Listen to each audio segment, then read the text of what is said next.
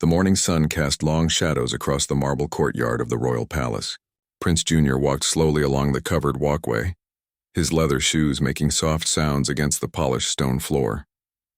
At 17 years old, he had grown tired of the endless lessons about royal duties and kingdom management. Today he decided to take a different path through the palace grounds, away from his tutors and advisors. As he rounded the corner near the servants' quarters, something caught his attention. A man in a guard's uniform sat on a wooden bench beside the fountain, his head buried in his hands. The guard's shoulders shook slightly, and Prince Jr. could hear quiet sobs echoing in the peaceful courtyard. Prince Jr. had seen this guard before. His name was Thomas, and he had worked at the palace for nearly 15 years. Thomas was known for his dedication and loyalty. He never missed a day of work and always stood straight and proud at his post. Seeing him in such distress felt strange and concerning. The young prince hesitated for a moment. Royal protocol taught him to maintain distance from the palace staff. His father, the king, had always emphasized that rulers must remain above personal involvement with their subjects. But something about Thomas's obvious pain stirred something deep within Prince Jr.'s heart. He approached slowly, not wanting to startle the grieving man. Thomas looked up when he heard footsteps, quickly wiping his eyes and attempting to stand at attention. His face was red and swollen from crying, and his usually neat uniform appeared wrinkled and disheveled. "Your Highness?" Thomas stammered, trying to compose himself. "I apologize for my appearance. I should not be here during working hours." Prince Jr. raised his hand gently. "Please sit down, Thomas. There is no need for formalities right now." His voice carried a warmth that surprised even himself. "I can see you are troubled. What has happened?" Thomas looked uncertain, glancing around the empty courtyard. Speaking personally with a member of the royal family was not something that happened in his daily routine, but the genuine concern in the young prince's eyes made him feel safe enough to share his burden. "My daughter, Your Highness," Thomas began, his voice breaking slightly. "She has fallen very ill. The doctors say she needs an expensive treatment that I cannot afford on my guard's salary. I have been working extra shifts and saving every coin, but it is not enough." Prince Jr. listened carefully, noticing how Thomas's hands trembled as he spoke. The guard explained that his 8-year-old daughter, Emma, had developed a serious condition that required immediate medical attention. The local physicians had done what they could, but she needed specialized care from doctors in the capital city. "I have served this palace faithfully for 15 years, Thomas continued. "I have never asked for anything beyond my wages. But now watching my little girl suffer while I stand helpless, it breaks my heart into pieces." The prince felt a heavy weight settle in his chest. He had lived his entire life surrounded by luxury and comfort, never wanting for anything. Food appeared on golden plates, clothes were made from the finest materials, and the best doctors in the kingdom attended to even his smallest ailments. The idea that someone so close to him was struggling with such a basic need felt overwhelming. "Tell me more about Emma," Prince Jr. said softly, settling onto the bench beside Thomas. This simple action shocked the guard, as no royal had ever sat beside him as an equal. Thomas's eyes lit up despite his tears as he described his daughter. Emma loved to draw pictures of flowers and birds. She helped her mother in their small garden behind their cottage. She had learned to read by practicing with old books that other palace workers had given them. She dreamed of becoming a teacher someday so she could help other children learn. "She is the light of our lives, Your Highness," Thomas whispered. "Without her, my wife and I, we would have no reason to continue." Prince Jr. absorbed every word, feeling emotions he had never experienced before. The responsibility of his future role as king suddenly felt more real and meaningful. These were not just subjects in his father's kingdom. They were real people with real families, real dreams, and real struggles. As they sat together in the quiet courtyard, Prince Jr. began to understand something important. True leadership was not about maintaining distance and authority. It was about recognizing the humanity in others and using power to make their lives better. The sound of approaching footsteps interrupted their conversation. Prince Jr.'s personal advisor appeared at the entrance to the courtyard, looking somewhat annoyed. "Your Highness, your morning lessons are about to begin," the advisor called out, clearly disapproving of the prince's location and company. Prince Jr. stood slowly, his mind racing with thoughts and possibilities. He looked down at Thomas, who had returned to his respectful posture. head bowed and hands clasped behind his back. "Thomas," the prince said quietly, "I want you to return to your duties for now, but know that this conversation is not over. I will think deeply about what you have shared with me." As Prince Junior walked away toward his waiting tutor, his mind was no longer on royal protocols or kingdom management theories. Instead, he found himself thinking about a little girl named Emma, who loved to draw flowers, and a father whose love for his daughter had moved a prince to question everything he thought he knew about leadership and responsibility. Prince Junior found it impossible to concentrate during his morning lessons. His tutor, Master Edmund, droned on about trade agreements and taxation policies, but the prince's thoughts kept drifting back to Thomas and his sick daughter. Every few minutes he would glance out the tall windows toward the courtyard where their conversation had taken place. "Your Highness, perhaps you could explain the importance of maintaining proper customs duties?" Master Edmund asked, noticing the prince's wandering attention. "I apologize, Master Edmund," Prince Junior replied, forcing himself to focus. "Could you repeat the question?" The elderly tutor frowned with concern. In all his years of teaching, he had never seen the prince so distracted. Usually, Prince Junior was an attentive student who asked thoughtful questions about governance and leadership. Today, however, something had clearly captured his attention elsewhere. After the lesson ended, Prince Junior excused himself and walked quickly through the palace corridors. He needed to learn more about the situation. His first stop was the kitchen, where he knew the palace staff often gathered during their breaks.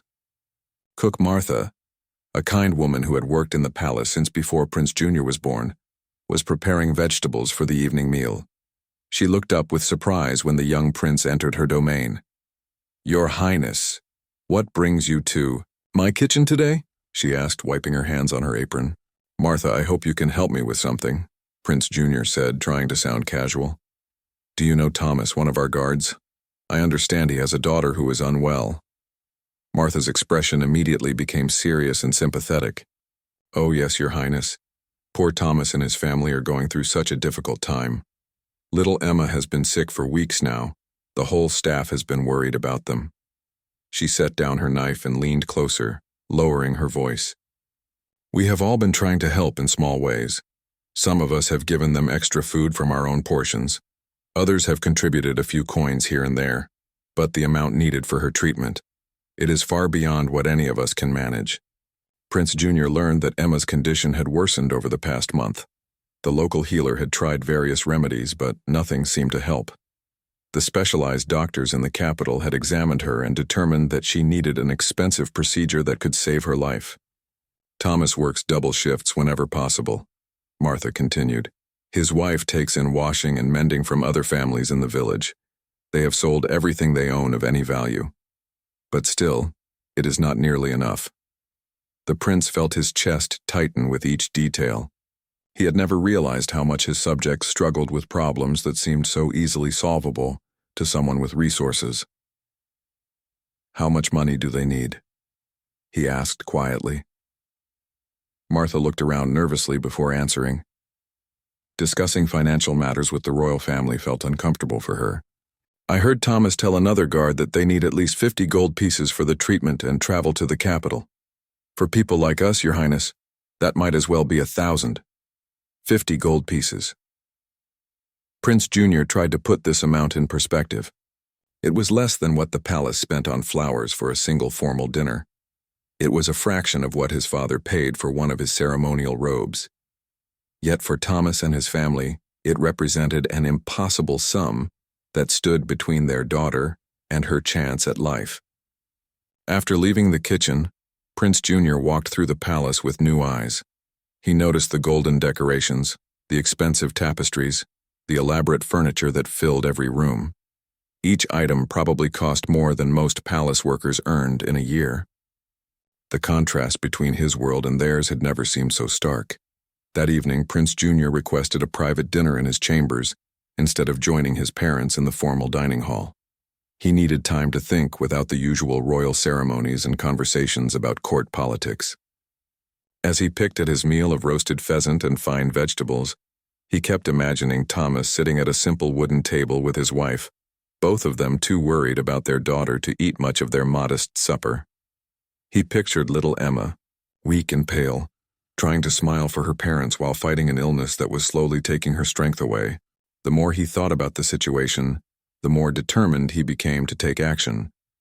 But he also knew that helping Thomas and Emma would not be simple. Royal resources were managed carefully by the court treasurer and various advisors. Even as a prince, he could not simply take 50 gold pieces from the treasury without proper documentation and approval. Furthermore, his father had strict policies about maintaining appropriate relationships with palace staff. The king believed that personal involvement with servants could lead to favoritism and compromise the authority of the royal family. If Prince Jr. openly helped Thomas, it might set a precedent that could create complications. But as he sat alone in his luxurious chamber, surrounded by more wealth than most people would see in their entire lives, Prince Jr. realized that some things were more important than policies and protocols. A little girl's life hung in the balance, and he had the power to help save her. He spent the rest of the evening considering different approaches. He could ask his father directly for permission to help, but the king would likely refuse based on his principles about royal involvement with staff members.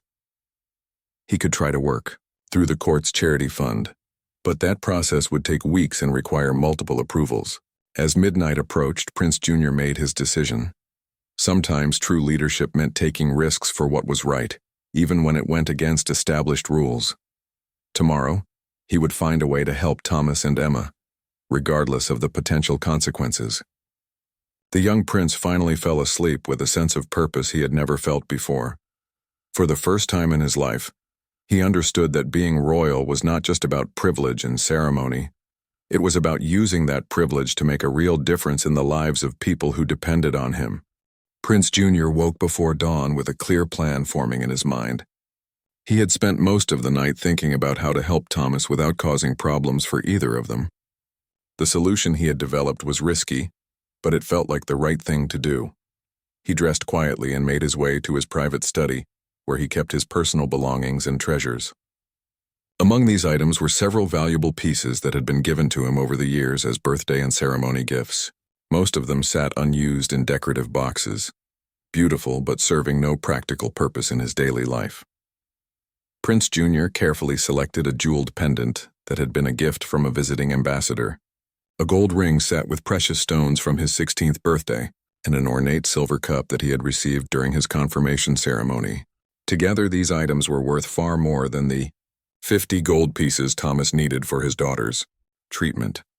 The challenge now was converting these valuable items into usable money without attracting attention from the palace staff or his parents. Prince Jr. knew that if he approached the court treasurer or any official merchant, word would quickly reach his father about the unusual transaction.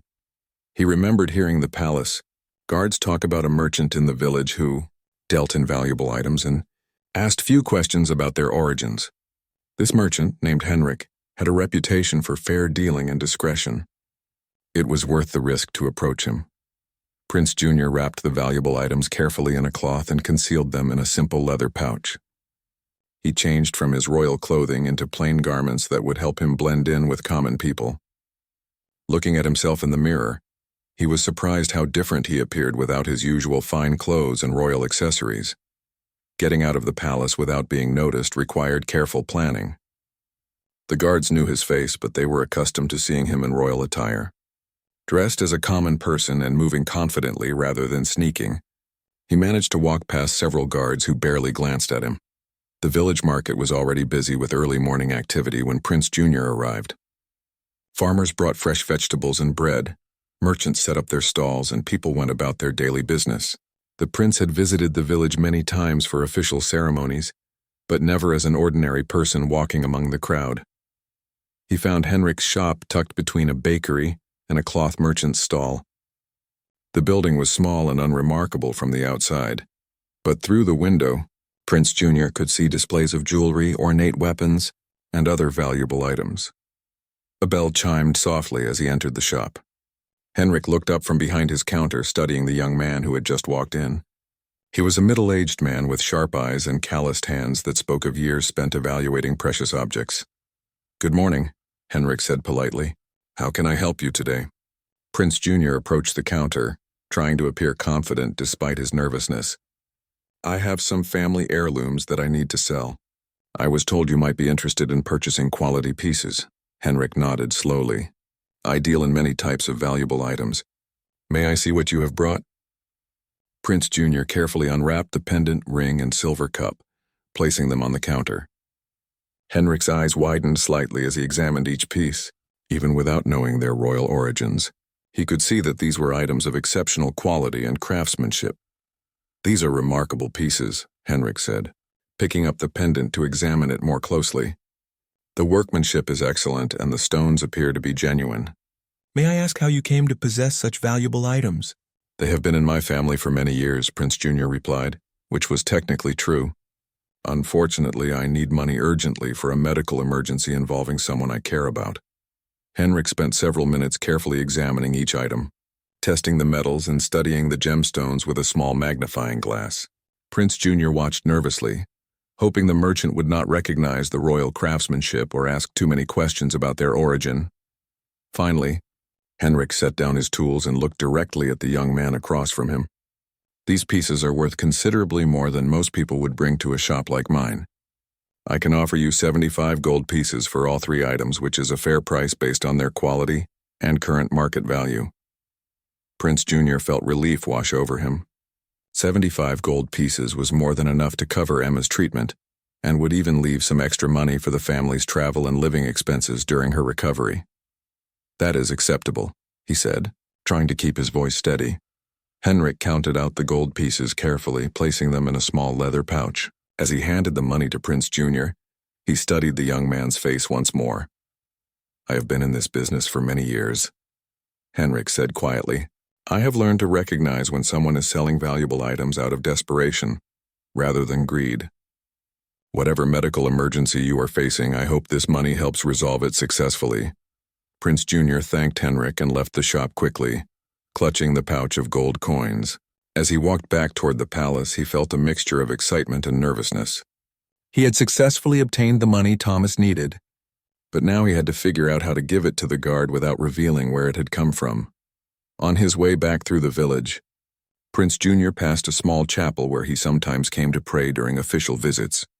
An idea began to form in his mind. He entered the quiet building and knelt before the altar, not only to pray for Emma's recovery but also to finalize his plan for helping Thomas and his family. The chapel's priest, Father Michael, emerged from a side room and recognized the prince despite his common clothing.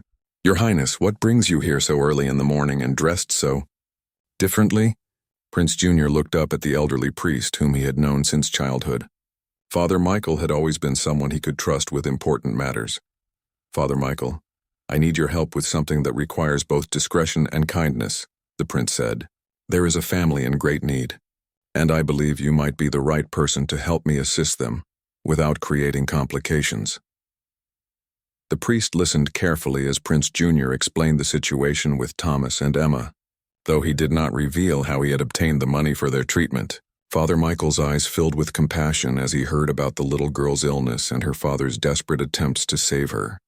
Father Michael listened intently as Prince Jr. explained his plan. The priest had served the royal family and the village community for over 20 years, and he understood the delicate balance between helping people in need and maintaining proper protocols. Your Highness, your heart is in the right place, Father Michael said thoughtfully. But are you certain this is the best approach? Your father has established clear policies about royal involvement with palace staff for important reasons. Prince Jr. had expected this question. Father, I have thought about this carefully. Sometimes following our hearts is more important than following rules. If we can save a little girl's life without causing harm to anyone, is that not the right thing to do? The priest nodded slowly, recognizing the wisdom and compassion in the young prince's words. Very well. How exactly do you propose we help this family while protecting everyone involved? Prince Jr. outlined his plan. Father Michael would approach Thomas privately and explain that an anonymous benefactor had heard about Emma's situation and wanted to help. The priest could say that this person preferred to remain unknown, but wished to provide the money needed for the medical treatment. This approach protects both you and Thomas, Prince Jr. explained. He receives the help he needs without feeling obligated to someone in a position of power over him. And if questions arise later, you can honestly say that the benefactor wished to remain anonymous. Father Michael agreed to help, impressed by the young prince's thoughtful consideration of all the people involved. They arranged to meet again that evening after Father Michael had spoken with Thomas. Prince Junior returned to the palace and tried to act normally throughout the day, though his mind kept wandering to the plan they had set in motion. During his afternoon lessons, he found it difficult to focus on discussions about military strategy and diplomatic relations. His tutor noticed his distraction, but attributed it to the restlessness common in young people. That evening, Prince Junior slipped away from the palace again and returned to the chapel. Father Michael was waiting for him with a gentle smile on his face. "I spoke with Thomas this afternoon," the priest said. At first, he was suspicious and refused to accept help from a stranger. He is a proud man who has always worked hard to provide for his family. Prince Junior felt his heart sink. "He refused the money?" "Initially, yes," Father Michael continued. "But when I explained that the benefactor was someone who understood the pain of watching a loved one suffer, and that this person simply wanted to help another parent in need, Thomas began to listen more carefully." The priest went on to describe how the conversation had unfolded. Thomas had broken down in tears when he realized that someone cared enough about his family's situation to offer such generous help. He had asked many questions about who this mysterious benefactor might be, but Father Michael had remained faithful to their agreement about keeping the person's identity secret. In the end, he accepted the help, Father Michael said. He understood that refusing it would mean letting his pride stand in the way of his daughter's chance at life. He asked me to convey his deepest gratitude to whoever provided this gift. Prince Junior felt overwhelming relief and joy. Emma would receive the treatment she needed, and Thomas would not have to carry the burden of watching his daughter suffer while feeling helpless to save her. "There is more," Father Michael added. Thomas asked if there was any way he could serve or repay this anonymous benefactor. I told him that the best way to honor such a gift was to help others in need whenever he had the opportunity, and to raise his daughter to be someone who would do the same. The next morning, Prince Junior was walking through the palace corridors when he saw Thomas at his usual post near the main entrance. The guard stood straighter than he had in weeks, and there was a light in his eyes that had been absent during their conversation by the fountain.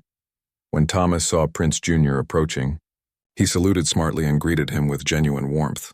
"Good morning, Your Highness. I hope you are having a pleasant day." "Good morning, Thomas," Prince Junior replied, trying to sound casual despite his curiosity about Emma's condition. "You seem to be in good spirits today." Thomas's face lit up with joy. "Yes, Your Highness. My family has received an unexpected blessing. A kind person has made it possible for my daughter to receive the medical treatment she needs. We are traveling to the capital tomorrow." Prince Junior felt his heart swell with happiness, but he maintained his composure. "That is wonderful news, Thomas. I am very happy for you and your family." "Your Highness, if I may say so," Thomas continued, "this experience has reminded me how much good there is in the world. Someone I have never met cared enough about my daughter to help save her life. It has strengthened my faith in humanity and my dedication to serving this kingdom with honor." As Prince Junior continued his walk through the palace, he reflected on how much the situation had taught him about leadership and responsibility. He had learned that true power was not about commanding others or maintaining distance and authority. Instead, it was about using whatever resources and influence he possessed to make life better for the people who depended on him.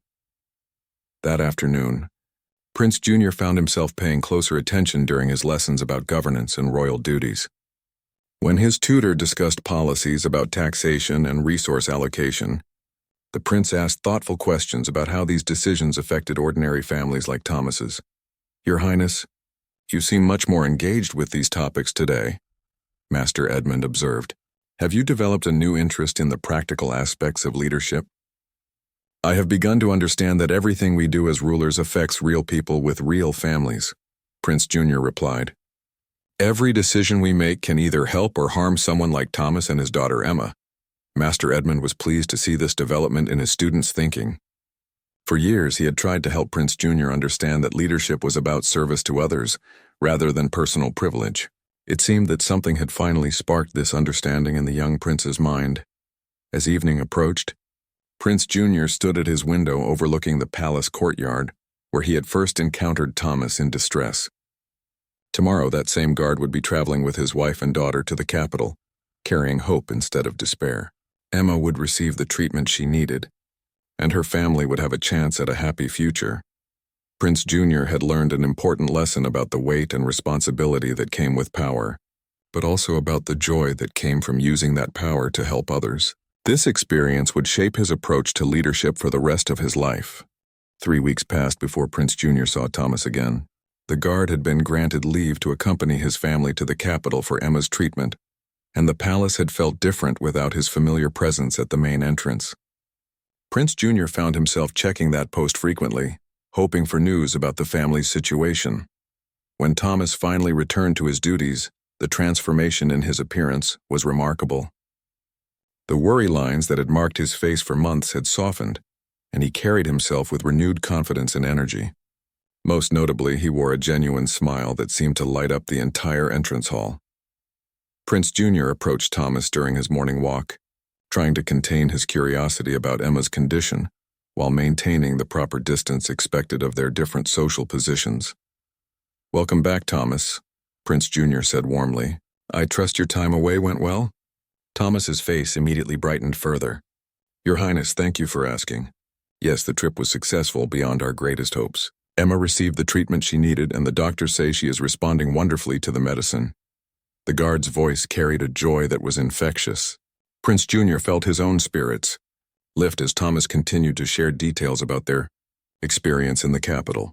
The doctors were amazed by how quickly she began to improve once they started. "The proper treatment," Thomas explained. "She was sitting up and drawing pictures within just a few days. By the time we left to return home, she was walking around the medical facility and making friends with other children who were receiving treatment." Prince Jr. listened carefully, feeling deep satisfaction in knowing that his decision to help had led to such positive results. However, he also noticed something else in Thomas's demeanor, a sense of purpose and determination that went beyond simple relief about his daughter's recovery. "Your Highness, if I may share something with you," Thomas continued, glancing around to ensure they could speak privately. "This experience has changed how I think about service and responsibility. Someone showed incredible kindness to my family when we needed it most, and I want to find ways to pass that kindness forward to others." Prince Jr. was intrigued by this comment. "What do you mean exactly, Thomas?" Thomas explained that during their time in the capital, he and his wife had met many other families dealing with similar medical crises. Some had resources to pay for treatment, but many others were in the same desperate situation that Thomas had faced just weeks earlier. "I watched parents sitting in hospital corridors, holding their sick children and crying because they could not afford the care their little ones needed," Thomas said, his voice becoming more serious. "I kept thinking about how fortunate we were to receive help from that anonymous benefactor, and how many other families are still waiting for their own miracle." The guard went on to describe an idea that had formed during their stay in the capital. He had spoken with other palace workers who had relatives facing medical emergencies, and he had learned about families in the village who were struggling with similar situations. "I want to start a fund," Thomas said with growing excitement. "Not a large organization or anything complicated, but a simple way for those of us who work at the palace to help each other during times of crisis. We could each contribute a small amount from our wages, and when someone faces an emergency like mine, the group could provide assistance." Prince Jr. was impressed by Thomas's initiative and compassion. The guard had taken his own experience of receiving help and transformed it into a plan for helping others. This was exactly the kind of leadership and community spirit that the prince hoped to see more of in the kingdom. "That sounds like a worthy endeavor, Thomas," Prince Jr. said carefully. "Have you spoken with other palace workers about this idea?" "I have mentioned it to a few people," Thomas replied. Cook Martha was very enthusiastic, and several of the other guards expressed interest. The head gardener said he would like to participate as well. "We think we could start with perhaps 15 or 20 people and see how it develops." Prince Jr. realized that Thomas's fund could become something much more significant than the guard probably imagined. If organized properly and given some guidance, it could serve as a model for similar efforts throughout the kingdom. It could also provide Prince Jr. with a way to continue helping people in need without the complications that might arise from direct royal involvement. "Thomas, Would you be willing to discuss this idea in more detail with someone who might be able to provide advice about organizing such a fund? Prince Junior asked. Thomas looked surprised but interested. Certainly, Your Highness. Do you know someone who could help? Prince Junior explained that Father Michael had experience managing charitable activities through the church and might be able to offer guidance about how to structure the fund properly. He also suggested that the priest could help connect their effort with other charitable work happening in the village and surrounding areas. I think Father Michael would be very interested in supporting this kind of community assistance program, Prince Junior said. Would you like me to arrange an introduction? Thomas accepted the offer gratefully, and they agreed to meet with Father Michael the following evening. As they concluded their conversation, Thomas once again expressed his gratitude for the kindness his family had received. Your Highness, I hope you understand how much your concern for our family has meant to us, Thomas said. Even just having someone in your position take an interest in our welfare gave us hope during our darkest time. Prince Junior felt a moment of concern, wondering if Thomas suspected his involvement in providing the money for Emma's treatment. However, the guard's words seemed to reflect genuine appreciation for the prince's simple act of listening and caring, rather than any suspicion about additional help. I am glad that Emma is recovering well, Prince Junior replied sincerely. And I admire your desire to help other families facing similar challenges. That kind of community spirit makes our kingdom stronger.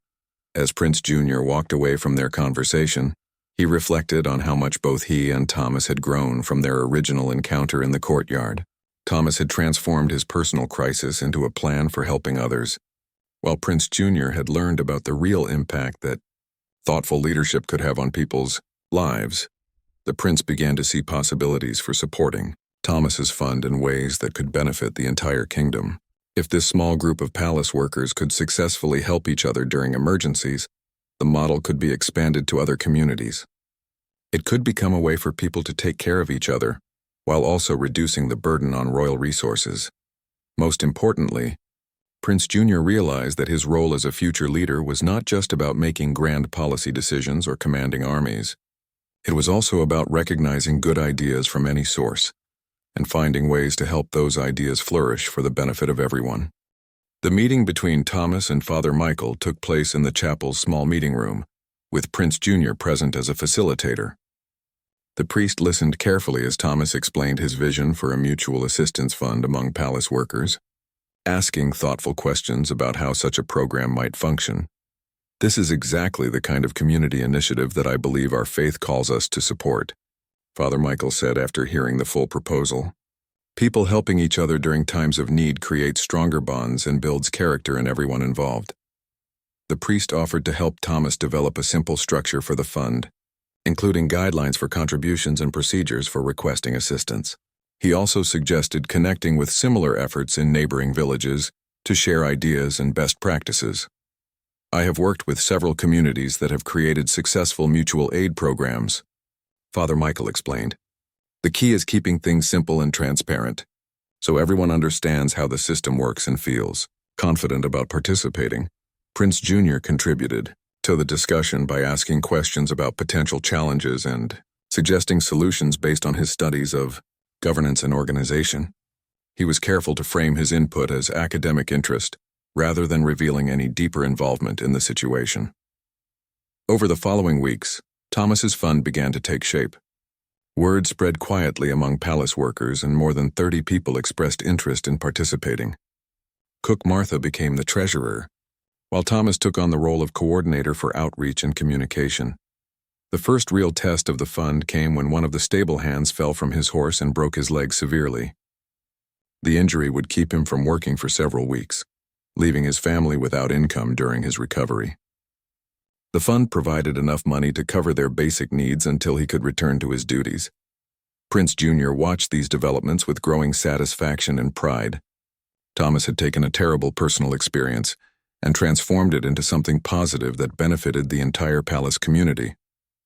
The guard's natural leadership abilities were becoming apparent as he organized meetings, communicated with participants, and managed the fund's activities.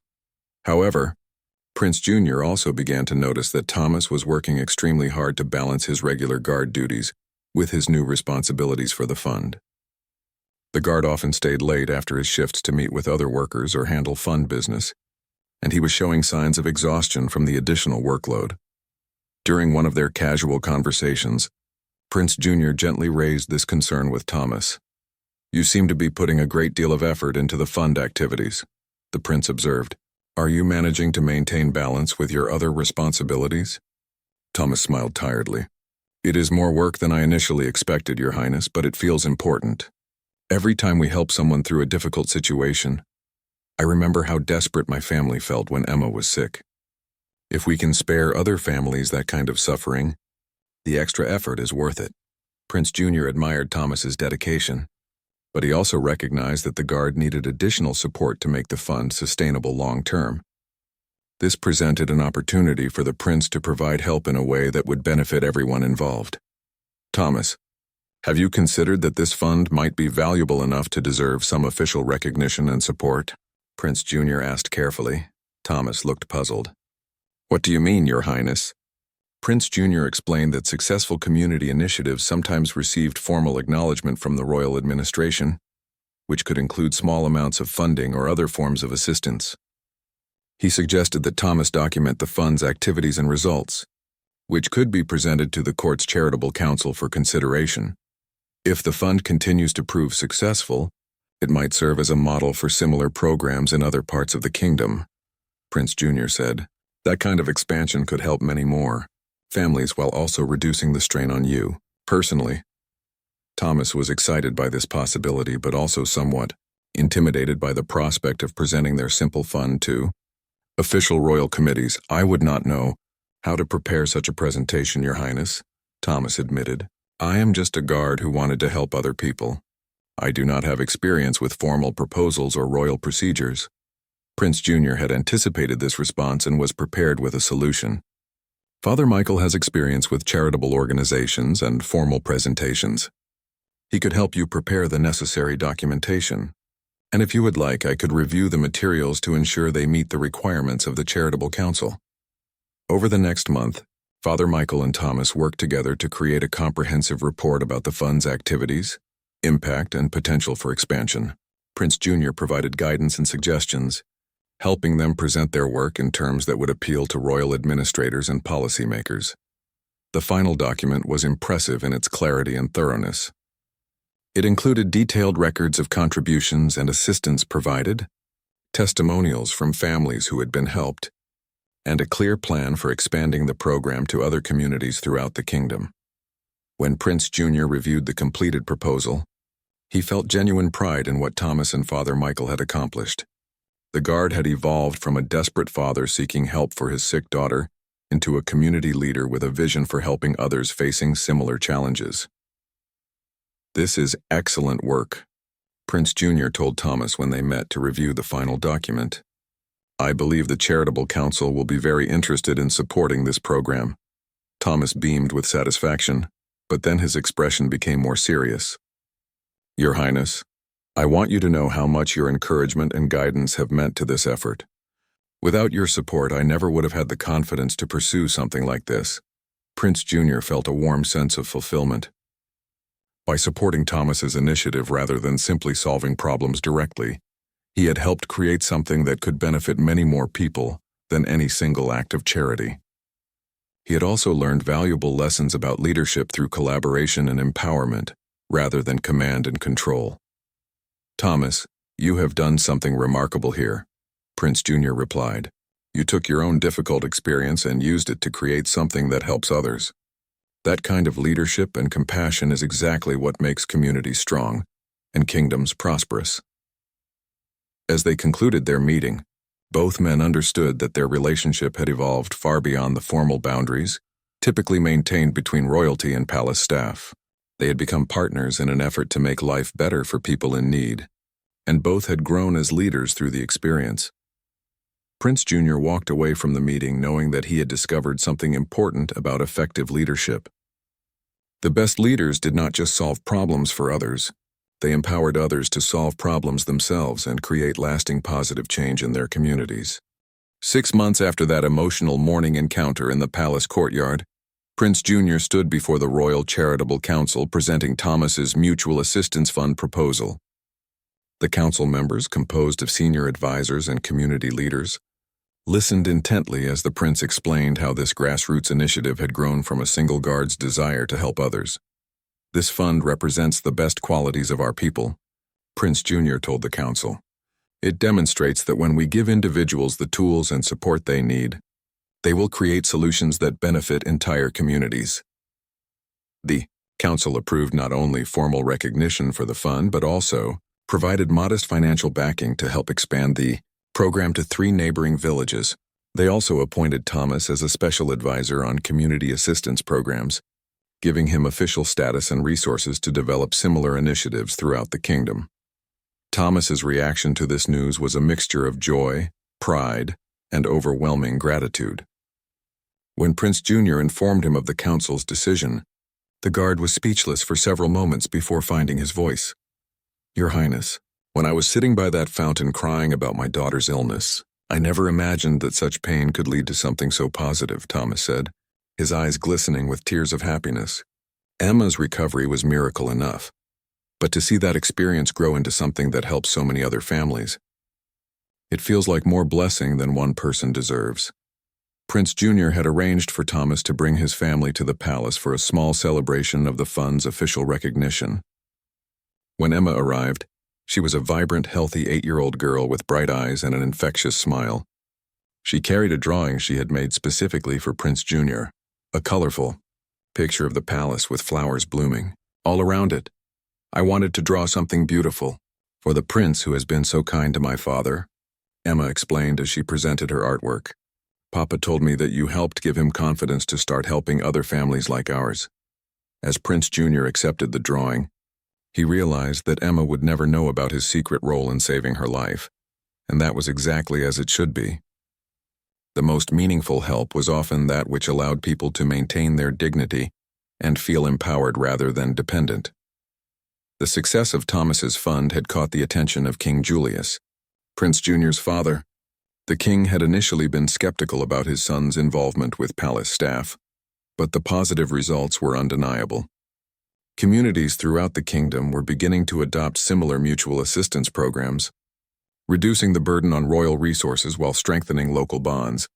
"Son, I admit I was concerned when I heard you were spending time discussing personal matters with palace workers," King Julius said during one of their private conversations. "But this initiative has taught me something important about leadership. Sometimes the best way to serve our people is to help them serve each other." Prince Jr. took this opportunity to share some of the lessons he had learned from his experience with Thomas and the fund. He explained how listening to people's real problems and empowering them to create solutions had achieved better results than simply providing direct assistance. "When we solve problems for people, we help them once," Prince Jr. said. "But when we help them develop the ability to solve problems themselves, we help them for a lifetime. And when they use those abilities to help others, we multiply the positive impact throughout the kingdom." King Julius was impressed by his son's mature understanding of leadership principles. He began incorporating Prince Jr. more directly into royal decision-making processes, particularly those involving community development and social policies. 1 year after Emma's recovery, Prince Jr. received an invitation to attend the first annual celebration of the Palace Workers Mutual Assistance Fund. Thomas had organized the event to recognize all the families who had been helped and all the workers who had contributed to the fund's success. The celebration took place in the palace's Great Hall, with tables arranged to accommodate workers and their families, in a setting usually reserved for visiting dignitaries and royal ceremonies. Prince Jr. was honored to be included as a guest, rather than as the presiding authority, reflecting the collaborative nature of the fund's development. During the celebration, Thomas stood to address the gathered crowd. He spoke about the fund's accomplishments. 15 families assisted through medical emergencies, job losses, and other crises. But he focused most of his remarks on the community spirit that had made such success possible. "We learned that we do not have to face life's challenges alone," Thomas said. "When we support each other through difficult times, we all become stronger. And when we teach our children to help others in need, we ensure that this spirit of community will continue for generations to come." Emma, now 9 years old and completely healthy, presented a special thank you card signed by all the children whose families had been helped by the fund. As she handed the card to Prince Jr., she whispered, "Papa says you taught him that helping others is the most important thing leaders can do."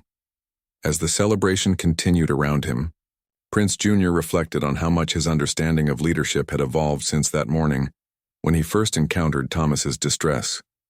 He had learned that true authority came not from commanding obedience, but from inspiring others to achieve their best potential. The Mutual Assistance Fund had grown into a kingdom-wide network of community support programs, each adapted to local needs but all based on the same principles of mutual aid and shared responsibility. Thomas had become a respected advisor whose insights influenced royal policy on community development and social welfare. Most importantly, Prince Jr. had discovered that the most effective way to create positive change was to recognize the wisdom and capability that already existed within communities, and then provide the support and encouragement needed to help those qualities flourish. As he prepared to take on greater responsibilities in preparation for his eventual role as king, Prince Jr. carried with him the lessons learned from a guard's tears and a little girl's recovery. He understood that leadership was not about having all the answers, but about asking the right questions and empowering others to find solutions that would benefit everyone. The command that had mattered most was not an order he had given, but rather his decision to listen with compassion and respond with wisdom when someone needed help. In doing so, he had discovered the true meaning of royal service and the power of leadership through partnership rather than dominance.